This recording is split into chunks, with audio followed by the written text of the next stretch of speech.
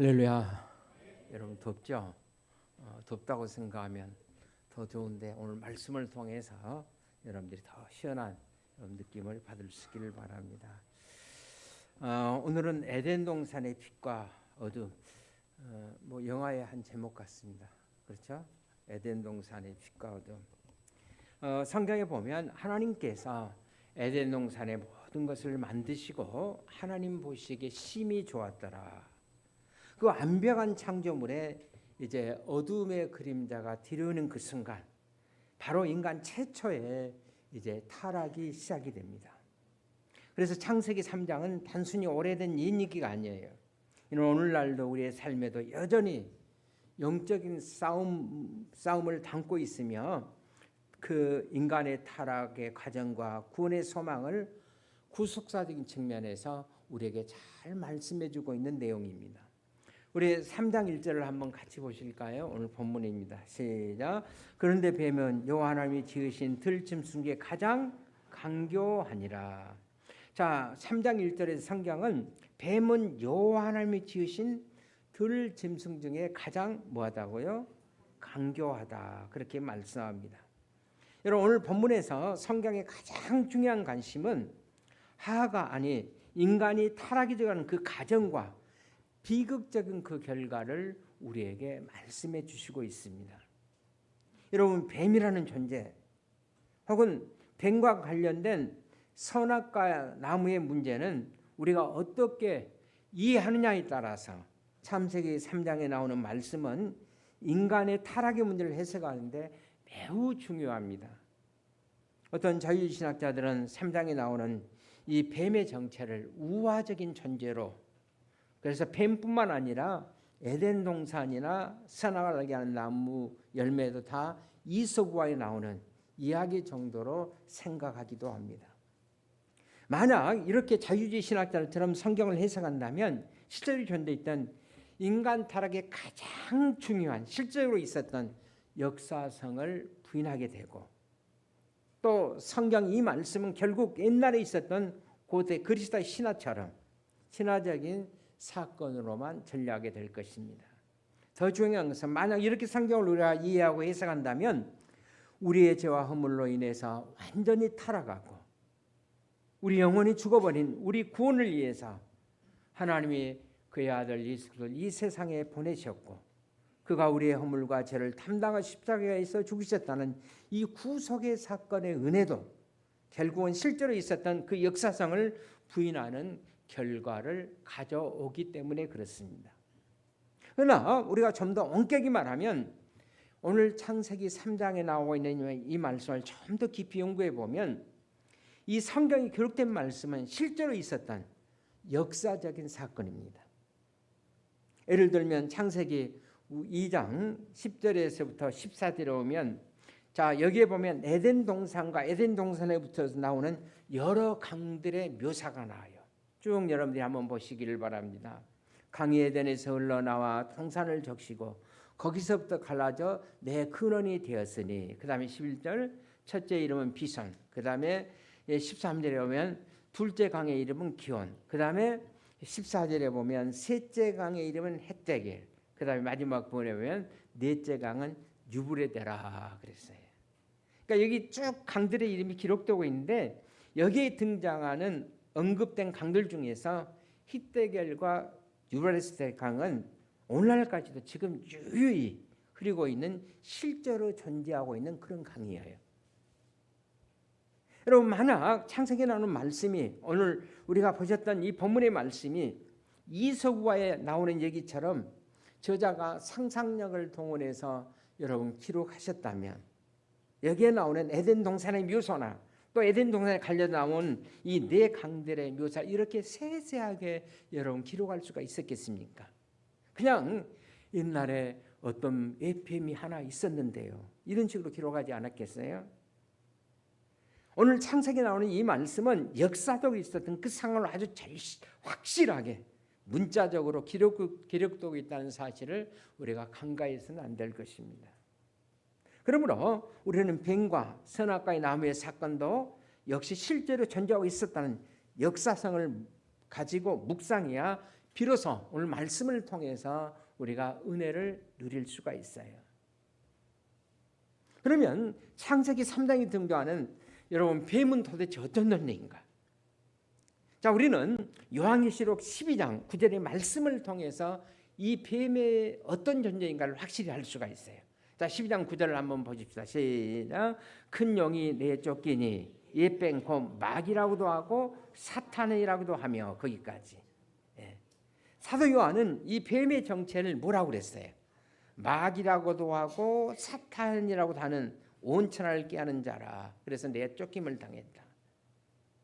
이렇게 하나님께로부터 버림을 받아 내쫓긴 사탄이 이제는 뱀의 모습을 가장하고 등장하는데, 먼저 우리가 이 사탄의 정체에 관해서 먼저 생각해 보면, 여러분 사탄은 원래 처음부터 악한 존재로 창조되었던 것은 아니에요. 이사야서 14장 12절 이하에 보면 하나님이 창조하신 천사 중에 가장 뛰어난 천사가 있었는데 그 천사가 천사장 바로 루시퍼였어요. 그는 창조될 때 지혜로우며 아름다우며 하나님 보좌 가까이서 섬기던 정말 귀한 천사였어요. 그런데 어느 날 그의 마음에 하나님과 같아지려는 교만한 마음이 이제 품게 되고, 이로 인해서 하나님을 대적하고 하나님께 반역해서 이제 하나님께로부터 쫓겨나게 되어서 결국은 그가 누가 돼요? 사탄이 된 거예요.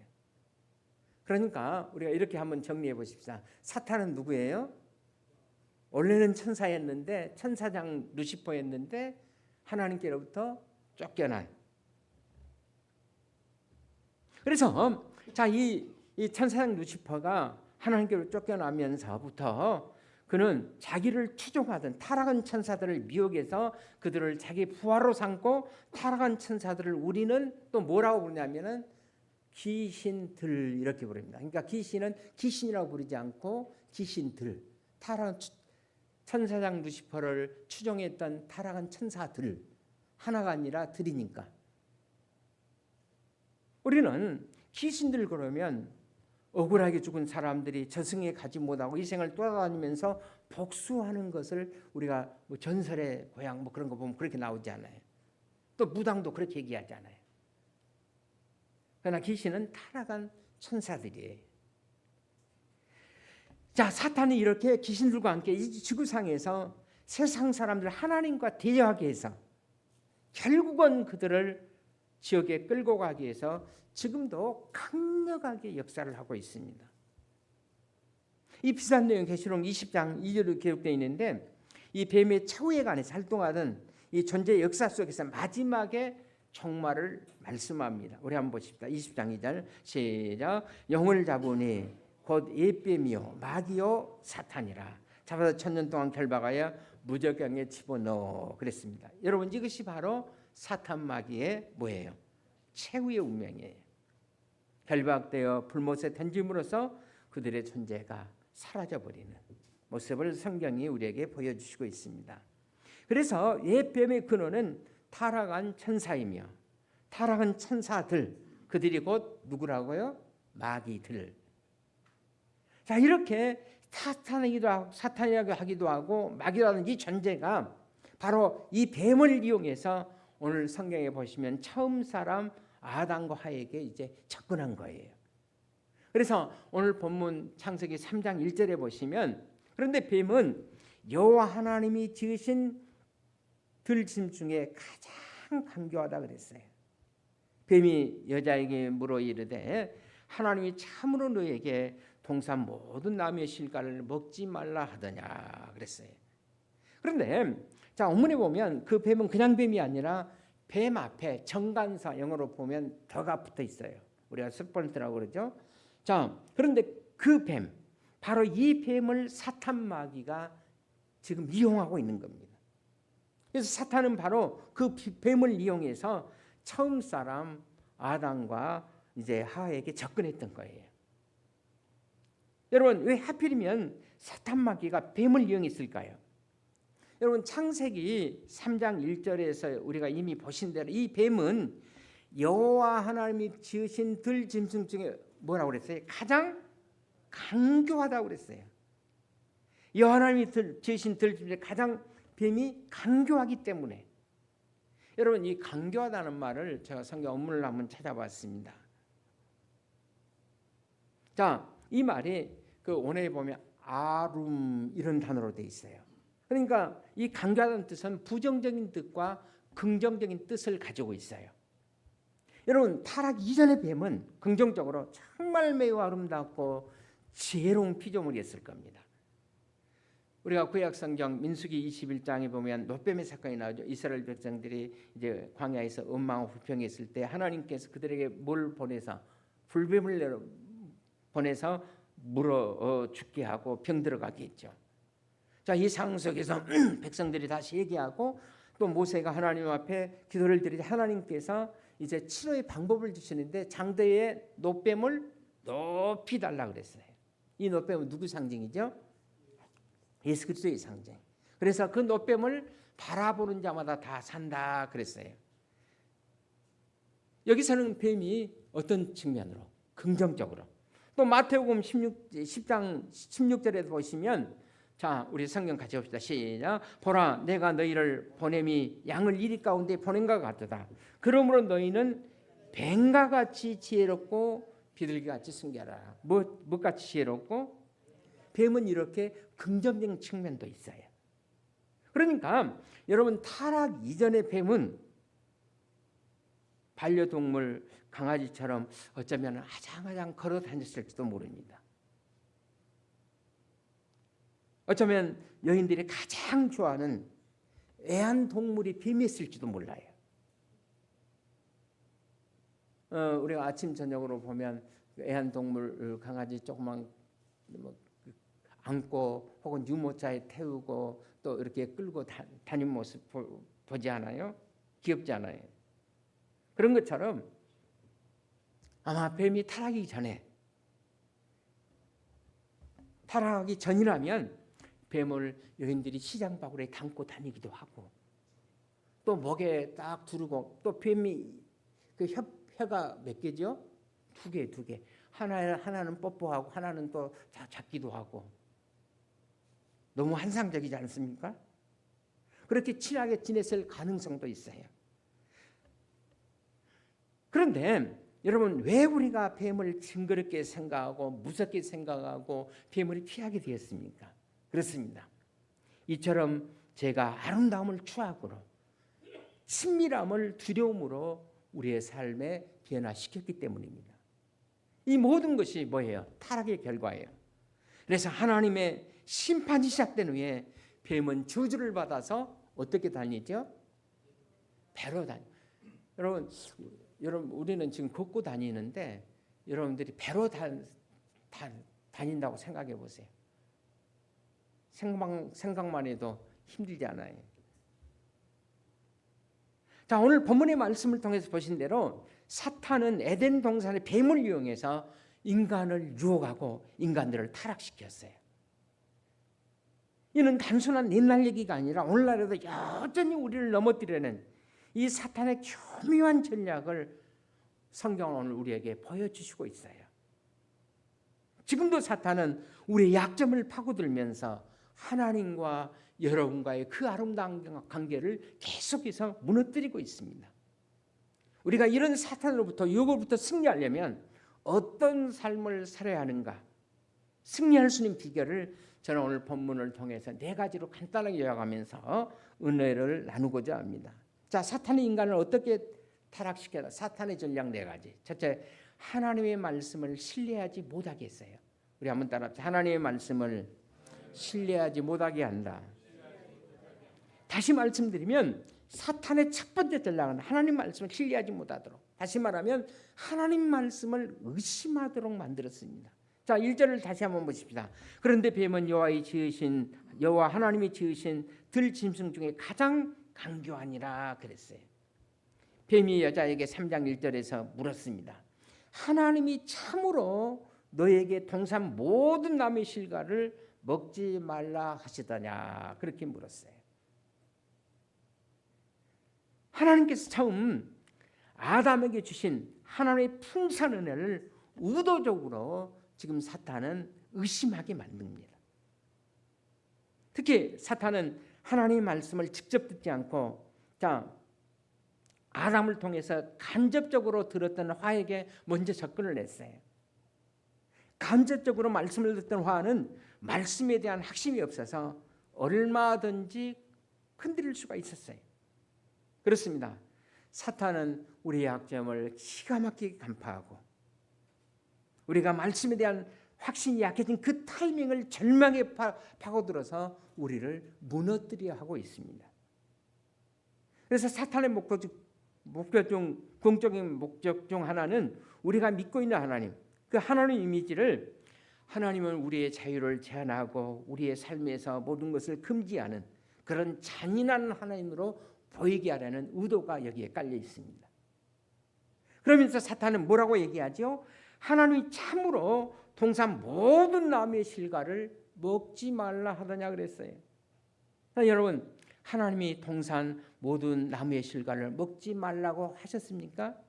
절대로 그렇게 말하신 적이 없어요.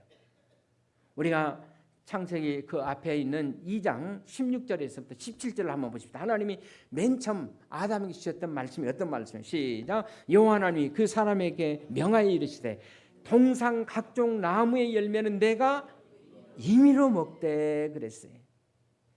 동산 각종 나무의 열매는 내가 임의로 먹어라. 먹어도 괜찮다.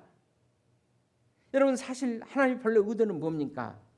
동산의 나무의 모든 아름다운 실과들을 많이 만들어 놓으시고 우리로 하여금 마음껏 먹고 하나님은 즐기게 하셨어요. 그런데 사탄은 지금 화에게 접근해 와서 하나님을 어떻게 생각하게 만듭니까? 동산 나무의 모든 실과를 다 먹지 말라고 그렇게 하시더냐? 우리의 모든 일에 사사건건 나서 아무것도 못하도록 간섭하시는 하나님으로 착각하도록 만드는 겁니다. 다시 말하면 하나님을 아주 잔인한 이미지로 그려내고 시도한 것을 여기서 볼 수가 있어요. 이렇게 해서 우리 안에는 하나님에 대한 혹은 하나님 말씀에 대한 경외심을 빼앗아가려고 시도하고 있는 모습을 보게 됩니다. 그렇습니다. 정말 사탄은 지혜로운 동물입니다. 제가 어제 이 말씀을 다시 한번 정리하다가 AI 챗봇에게 내가 물어봤어요. 사람이 사탄과 싸워서 이길 수 있는가 그랬더니 절대로 이길 수 없다. 그렇게 나오더라고요. 그러면 사탄과 사람이 싸워서 이길 수 있는 방법은 뭐냐 물어봤더니 우리 힘으로는 이길 수 없으니 예수 그리스도의 건너고로는 사탄은 이길 수 있다. 아멘도 안 하시네. 챗봇이 그렇게 얘기해 주더라고요. 여러분, 인류의 최첨단을 갖고 있는 AI도 예수님의 능력을 알고 있어요. 다시 본문으로 돌아와서 사탄 마귀는 첫사람 아담과 하와 중에서 먼저 누구에게 접근했어요? 화에게. 다시 말하면 화는 남자입니까 여자입니까? 여자에게 접근했어요. 저는 또 여기서 사탄의 그 의도를 파악해 볼 수가 있었다고 생각합니다. 왜냐하면 사탄이 간파하기에 아담과 하와 중에서 훨씬 더 공략하기 쉬운 존재가 하라고 생각했어요. 왜 그랬을까요? 여자는 약하기 때문에. 자, 오늘 본문에 보시면 반드시 저는 그 때문이라고 생각이 들지는 않는데요. 자, 하나님이 선악을 하는 나무의 열매는 내가 먹지 말라. 먹는 날엔 반드시 죽으리라. 그런데 이 말씀을 여러분 2장 16절 17절에서 하나님께서 누구에게 주셨어요? 아담에게 먼저 주셨어요. 아담은 이 말씀을 하나님께로부터 직접 들었습니다. 그러나 하나는 이 말씀을 누구에게 들었어요? 남편인 아담에게 들었어요. 그래서 간접적으로 말씀을 들은 겁니다.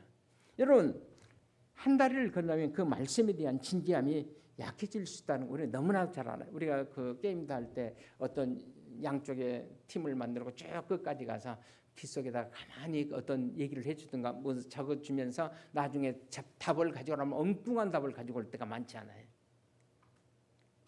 그러니까 사탄이 하나님께로부터 직접 들은 아담보다는 간접적으로 들었던 화를 노린 거예요. 그렇습니다.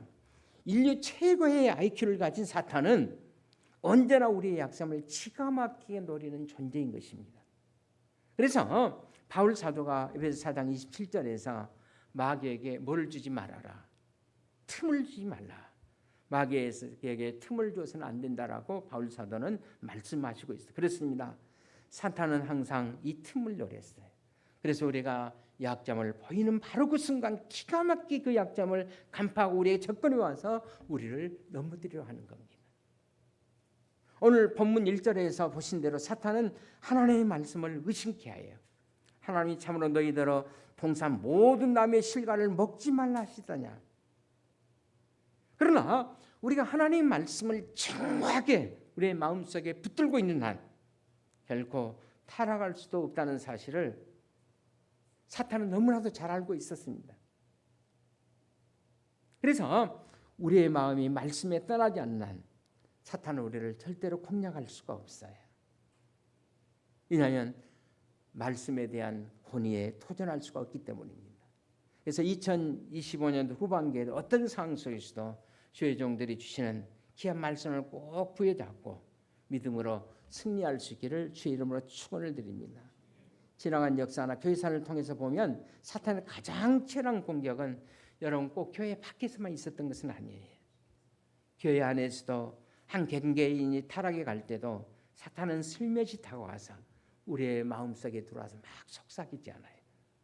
그리고 우리의 마음을 흔들어 놓지 않아요. 그리고 말씀에 대한 신뢰를 흐트러 버리지 않아요. 우리는 어떤 상황 속에서도 말씀 부여잡고 승리하는 여러분과 제가 될 수 있기를 주의 이름으로 축원을 드립니다. 두 번째 사탄의 전략, 하나님의 말씀을 변질시키고 왜곡시킨다는 겁니다. 자, 첫 번째 사탄의 전략이 뭐예요? 하나님의 말씀을 신뢰하지 못하게 하고 의심하게 하는 것이었다면 두 번째 사탄의 전략은 하나님의 말씀을 변질시키고 왜곡시키게 하는 거예요. 그러니까 첫 번째와 두 번째는 거의 동시다발적으로 일어날 수가 있어요. 하나님의 말씀을 의심케 하고 동시에 하나님의 말씀을 왜곡시켜 버립니다. 여러분 에덴 동산의 비극은 하가 이제 반응하는데 거기에서 끝나지 않아요. 1절에서 보신 대로 사탄이 일단 뱀을 통해서 여자에게 이제 접근했어요. 그리고 이렇게 말을 걸었습니다. 하나님이 참으로 너에게 동산 모든 나무의 열매를 먹지 말라 하시더냐. 자, 뱀은 여자가 화에게 하나님의 말씀을 조금씩 애고가면서 이제 접근해 가고 있잖아요. 여러분 죄를 이기고 예방하는 가장 좋은 방법이 뭔 줄 아십니까? 죄를 지을 것에 관해서 아예 반응을 보이지 않는 것입니다. 그냥 쳐다보지도 말고 쓱 지나가세요. 내가 한번 쓱 쳐다보는 그 순간부터 비극이 시작될 수가 있기 때문입니다. 자, 하가 사탄의 유혹에 이제 반응하자 아주 서서히 그리고 하나님이 벌려 주셨던 말씀을 조금씩 애곡하기 시작합니다. 자, 3절에서 말씀이 애곡되어지는 그런 상황을 한번 여러분들이 화면을 통해서 비교해 보시고 사탄이 애곡하는 말이 뭐예요? 동산 중앙에 있는 나무 열매는 하나님의 말씀이 너희는 먹지도 말고 구하지도 말고 만지도 말라 너희가 죽을까 하노라 하였느니라. 이거 하나님 말씀이 아니에요. 하나님 주신 말씀은 어떤 말씀이에요? 3장 3절에 보면 계속해서 보면 여호와 하나님이 그에게 명하여 이르시되 동산 각종 나무 열매는 너희가 임의로 먹되 선악을 하는 나무의 열매를 먹지 말라 했어요. 먹는 날에는 반드시 어떻게 된다 그랬어요.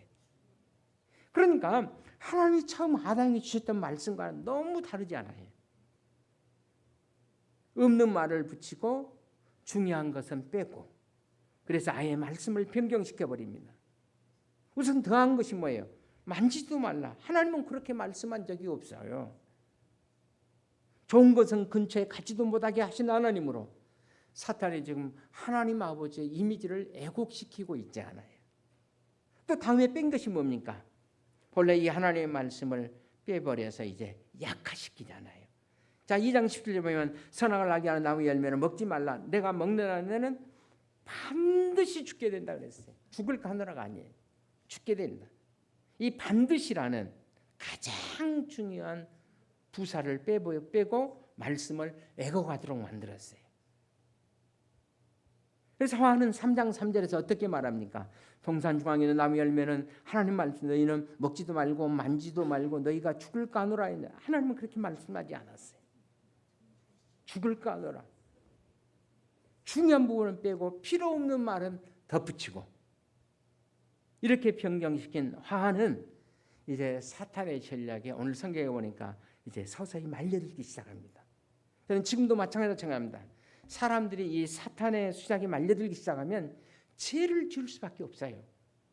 그래서 자기 합리화를 사람들은 시도합니다. 심리학에서 교육 심리학에서는 인간의 마음에 일어난 자기 방어를 위한 기제 가운데 하나, 우리가 디펜스 메커니즘이라고 그러죠. 자기 방어 기제. 어떤 사람은 어떤 일을 하기 전에 먼저 자기 방어를 먼저 시작합니다. 합리화를 먼저 시작해요. 그래서 죄를 지어도 편안히 짓고 타락해도 편안히 하는, 다시 말하면 방어 기제, 디펜스 메커니즘, 자기 합리화를 시작해요. 여러분, 우리가 하나님 말씀 있는 그대로 붙잡고 있는 한 죄를 지을 수가 있겠어요? 그러니까 서서히 사탄은 내 마음속에 와서 그것을 애곡시키기 시작해요. 뭐 한 번쯤이야 뭐. 그러나 해서 내 믿음이 타락한 것도 아니고. 그래, 그냥 그렇게 이해할 수도 있지. 또 우리가 성경을 이렇게 볼 수도 있지. 꼭 이렇게만 성자처럼 우리가 살 이유가 있는가? 서서히 자기를 합리화시킨 다음에 그 다음에 이제 사람들은 타락을 시도하는 거예요. 이것이 오랜 동안 그 과정을 겪을 수도 있고 혹은 단순간에 인간의 의식 속에서 이런 변화를 사탄이 초래할 가능성이 있습니다. 그래서 우리는 죄에 관한 그리고 타락에 관한 아예 그 기회를 단호하게 우리의 삶 속에서 제거해 버리셔야 합니다. 그래서 우리가 잘 아는 시편 1편에도 보면 복 있는 사람은 이렇게 했냐면, 첫째는 악인의 길을 쫓지 아니하고, 두 번째는 죄인의 길에 서지 않고, 세 번째는 오만한 자리에 앉지도 아니한다 그랬어요. 우리가 말씀을 때 늘 강조되지만은 여기에 사용된 동사가 점점 점진적인으로 변형되고 있지 않아요? 그래서 우선 먼저 나오는 동사가 뭡니까? 악인의 길을 쫓는다. 그 다음에 죄인의 길에 산다. 그 다음에 오만한 자리에 앉는다. 여러분, 사람은 걷고 보면 피곤하면 서 있고 싶고, 또 서 있으면 앉고 싶고, 또 앉아 있으면 눕고 싶고. 더 잘하시네요. 처음 악인의 길에 그래서 우리는 걷지 말아야 돼요. 아예 함께하는 그 자체를 우리가 거부하셔야 합니다. 그래서 바울 사도는 그의 목회서신에서 디모데에게 보내는 편지 가운데서 우리가 피할 것과 또 함께할 것을 분별하는 것이 경건 생활의 지혜다. 그렇게 말씀하시면서 디모데후서 2장 22절에서 이렇게 말씀합니다. 또한 내가 청년의 정욕을 피하고 주를 깨끗한 마음으로 부르는 자들과 함께 의와 믿음과 사랑과 화평을 쫓으라. 그렇게 말씀하셨습니다. 우리가 의와 믿음과 사랑과 화평을 쫓기 위해서는 먼저 두 가지 전제가 있잖아요. 첫째는 피하는 것이, 뭘 피하라고? 육신의 정욕을 피하라는 거예요. 죄질 일, 죄질 마음, 그리고 죄질 상황, 죄질 사건 그 자체를 피하라는 거예요. 두 번째는 뭐 하라고 그랬습니까? 함께 하라고 그랬어요. 누구와 함께 하라고 그랬습니까? 주를 깨끗한 마음으로 부르는 사람들. 나에게 신앙의 유익을 줄 수 있는, 내게 신앙적인 착을 줄 수 있는 사람들. 우리가 사람을 만나면 사람들은 다 끼리끼리 만나요. 원망한 사람끼리 또 만나고, 그러나 또 긍정인 하나님을 사는 그런 사람 또 그런 사람끼리 만나고. 그러면 우리의 믿음이 약해져요. 신앙적으로 나를 격려해 줄 수 있는 사람들, 그리고 나를 세워줄 수 있는 긍정적인 사람들, 이런 순결한 사람들과 함께 하라고 바울사도 우리에게 말씀하고 있어요. 사탄은 여러분과 저를 타락시키기 위해서 하나님의 말씀을 애곡케 하게 하고, 그래서 서서히 교회와 더불어 멀어지게 합니다. 사탄의 능상에서 아담과 하와를 타락시키기 위해서 하나님의 첫째는 말씀을 신뢰하지 못하게 하고 의심하게 하고, 두 번째는 말씀을 변질시키고 애곡시켰습니다. 그리고 세 번째는 하나님의 말씀을 부인하게 했어요. 여러분 3장 4절 여러분들이 보시길 바랍니다. 다시 보십시다. 시작. 뱀이 여자에게 이르되 너희가 결코 죽지 아니하리라. 자, 창세기 2장에서 하나님은 본래 아담에게 이 말씀을 주실 때 어떻게 주셨어요? 반드시 죽으리라. 근데 사탄은 결코 죽지 아니하리라. 자, 처음에는 하나님 이 정말 그렇게 말씀하시더냐 이렇게 시작을 걸다가 사탄이 이제 여인이 자기 손 안에 들어왔다는 것을 파고 아주 담대하게 이제 아주 적극적으로 이제 선포합니다. 사탄이 처음부터 이렇게 나왔다면 야 하가 야 사탄 너 왜 거짓말해? 성경과 다르지 않아. 그렇게 말했을 거예요. 마침내 사탄이 여자에게 너희가 결코 죽지 아니하리라. 4절 아주 담대하게 이제 거짓말을 진실로 포장해서 이제 선포합니다. 여러분 요한복음 8장 44절에 있는 말씀에 보면 예수님이 사탄의 정체를 이렇게 폭로하면서 말씀하십니다. 사탄은 본래 뭐라고 그랬어요? 거짓의 아비가 되었다고 그랬어요. 여러분 우리가 학교 다닐 때 발명왕 그러면 누구 그러죠? 제가 안 물어봐야 되는데 에디슨. 그 다음에 교양학의 아버지 그러면 하이든. 뭐 이런 거 다 아마 배웠는데 여러분들이 다 잊어버렸을 거예요. 만약에 제가 교과서 편찬위원이라면 거기에다 하나 더 꼭 집어넣고 싶어요. 거짓의 아버지 그러면 누구? 그것도 몰라요? 사탄마귀. 여러분 사탄은 오늘날도 과학의 이름으로 우리에게 접근을 시도합니다. 과학 그러면 현대인들은 따져보지도 않고 믿어요. 진화론이 과학이다. 그러니까 여러분 진화론 논리는 한 번도 우리가 과학적으로 증명된 일이 없는 가설이에요. 그런데 과학이다 그러니까 우리가 무조건 믿지 않아요? 과학의 이름으로 거짓을 믿고 철학의 이름으로 거짓말을 믿고 예술의 이름으로 거짓말을 믿고 로맨스의 이름으로 거짓말을 믿습니다. 로맨스 한번 추구해봐. 그래야 너의 인생이 해롭지 않아. 행복할 수 있어. 이래서 봄바람이 아닌 이상한 바람이 불기 시작합니다. 그리고 얼마 후에 반드시 행복이 아닌 인생의 비극을 체험하게 됩니다.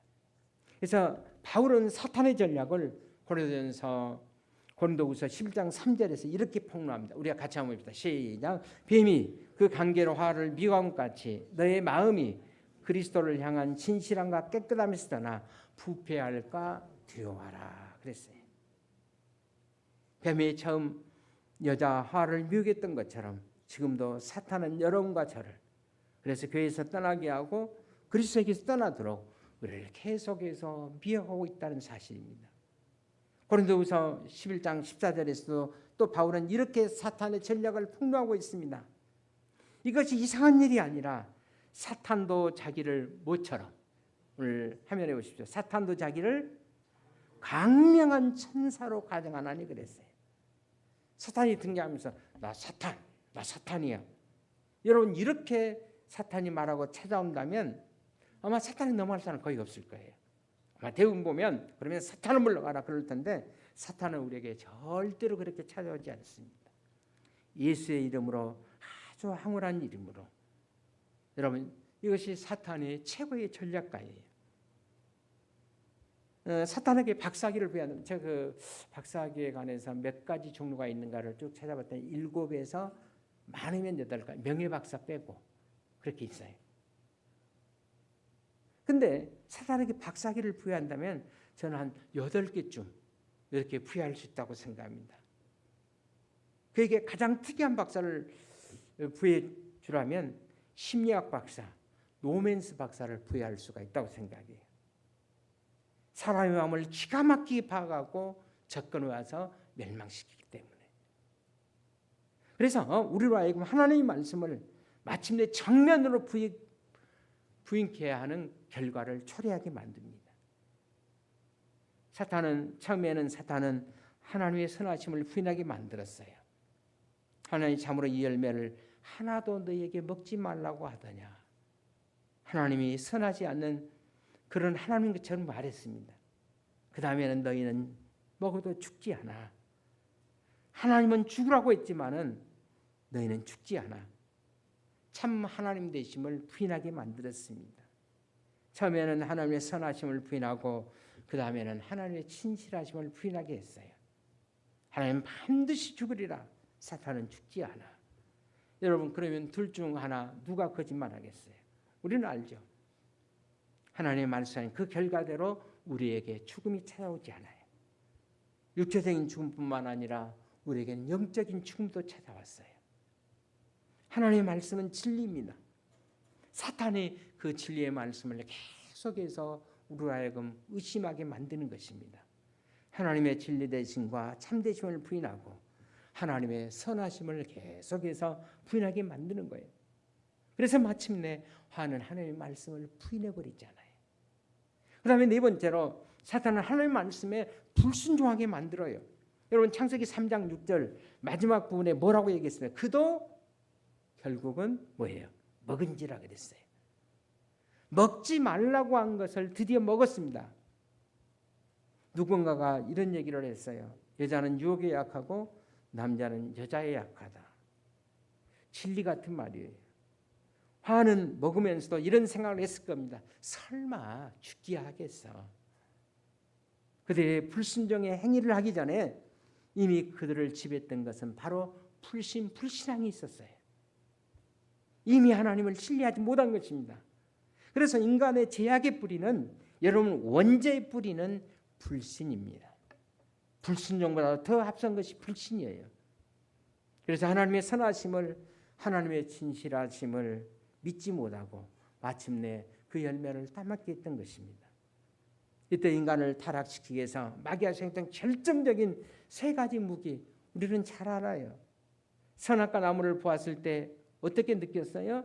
먹음직하고 보암직하고 지혜롭게 할 만큼 탐스러웠다 했습니다.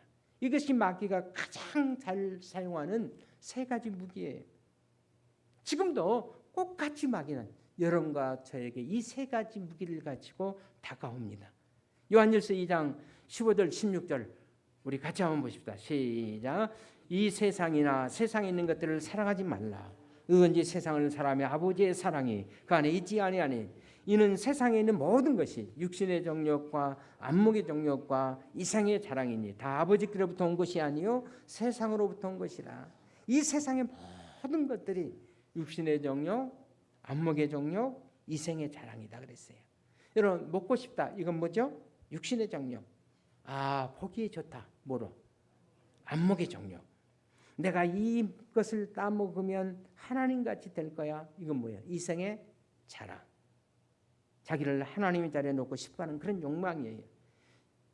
이 세 가지를 지금도 사탄은 계속해서 우리에게 사용하고 있습니다. 여러분 꼭 기억하시길 바랍니다. 첫 아담이 타락한 그 자리에서 인간을 구원하게 오셨던 둘째 아담이요. 마지막 아담이신 예수님도 이 마귀에게 이 세 가지 시험을 당하셨어요. 자, 예수님께서 40일 굶주리시고 나오실 때 사탄이 기가 막히게 찾아옵니다. 지금 예수님에게 40일 동안 금식하셨으니까 뭐가 가장 필요하시겠어요? 그도 육신의 몸을 가지고 있으니까 먹는 거 아니겠어요? 그랬더니 사탄이 딱 찾아와서 접근해서 뭐라고 얘기합니까? 이 돌들을 명해서 뭐가 되게 하라. 저는 헛떡을 좋아하니까 헛떡이 되게 하라. 자, 이 돌들을 명하여 떡이 되게 하라. 거기다 적어놓으세요. 헛떡. 드실 때는 꼭 기억하시기 바랍니다. 자, 이 돌들을 명해서 뭐가 되게 하라? 떡덩이가 되게 하라. 여러분 정말 금식하신 예수님이 가장 지금 필요한 것은 뭘까 아니에요? 여러분 얼마나 절실한 육신의 정욕입니까? 그러나 예수님은 물리쳐요. 또 천하만국 영광을 보여주면서 내게 절만 한번 깜빡. 이거는 뭡니까? 안목의 정욕이에요. 그리고 예수님을 성전 꼭대기로 데리고 올라가서 천하만국 영광을 보여 뛰어내리라. 너는 하루아침에 슈퍼스타가 된다. 너는 하루아침에 유명해져. 너는 굉장한 존재야. 이건 뭡니까? 내가 하나님이 돼. 이거는 이생의 자랑이에요. 예수님은 이런 사탄의 미혹 앞에서 어떻게 하셨습니까? 어떻게 승리하셨어요? 뭐라고 승리하셨어요? 사람이 떡으로만 살 것이 아니요 하나님을 위해서 나는 말씀으로 산다. 그보다 앞서서 하신 말씀이 있어요. 기록되었을 때 굉장히 중요한 말씀입니다. 사탄이 유혹하지 말자. 예수님은 먼저 뭘 생각해요? 신명기에 기록된 말씀. 사람이 떡으로만 살아요. 신명기에 기록된 말씀을 생각하셨어요. 그리고 그 말씀을 붙들고 승리하시고 사탄을 향해서 우리 한번 따라서 사탄아 물러가라. 저를 노래보면서 하지 말고 하여튼 사탄아 물러가라. 이 말씀을 붙잡고 승리하셨어요. 여러분과 저도 어떤 시험이 올 때도 이 말씀 붙잡고 승리할 수 있기를 주의 이름으로 축원을 드립니다. 결론의 말씀을 뵙습니다. 처음 인간의 타락은 어떻게 시작됐어요? 말씀을 떠나는 데서부터. 그렇습니다. 타락은 하나님의 말씀을 떠나고 멀리하는 데서부터 시작이 되는 거예요. 왜 지금 우리 교회 성경 읽기 하고 있잖아요. 열심히 성경 보시기를 바랍니다. 아멘. 한 사람도 없네요. 그렇습니다. 타락은 하나님의 말씀을 떠나는 데서부터 시작이 돼요. 그러나 우리가 이 타락의 유혹을 극복하고 인생의 다리에서 승리하기 위해서는 예나 지금이나 저는 마찬가지라고 생각합니다. 그것은 하나님의 말씀을 꼭 붙잡으세요. 그래서 시편 기자는 119편 9절에서 이렇게 말합니다. 청년이 무엇으로 그 행실을 깨끗게 하오리까? 주의 말씀을 따라 상갈 것이다 그랬어요. 내가 말씀과 얼마나 가까이 있느냐, 얼마나 내가 매일 아침 말씀을 묵상하고 있느냐, 그리고 그 묵상한 말씀을 내 삶 속에 얼마만큼 적용하고 있느냐. 우리가 이 말씀을 삶 속에 적용해서 부단히 여러분 애쓰고 노력해야 돼요. 이것이 바로 그리스도인의 신앙생활을 정하는 거예요. 여러분 주일날 와서 목사님 주신 좋은 말씀 듣고 할렐루야 아멘하고 가버리면 아무 의미가 없어요. 주신 말씀이 한 주간 동안의 삶에 적용이 돼야 되는 거예요. 그래서 그걸 가지고 와서 성공하는 삶을 우리 목장에서 나누기도 하고, 실패한 사람은 같이 기도해서 다시 위로를 받고 힘을 얻기도 하고. 그렇습니다. 우리가 말씀을 떠나서는 아무것도 기대할 수가 없어요. 이번 이제 내일부터 시작되는 7회 여러분이 많이 참여하셔서 말씀과 찬양과 기도의 은혜를 받고 타락할 수밖에 없는 이 세상 속에서 믿음으로 우뚝 서서 승리하는 여러분과 제가 될 수 있기를 주의 이름으로 축원을 드립니다. 우리 기도하겠습니다. 은혜가 풍성하신 하나님 아버지,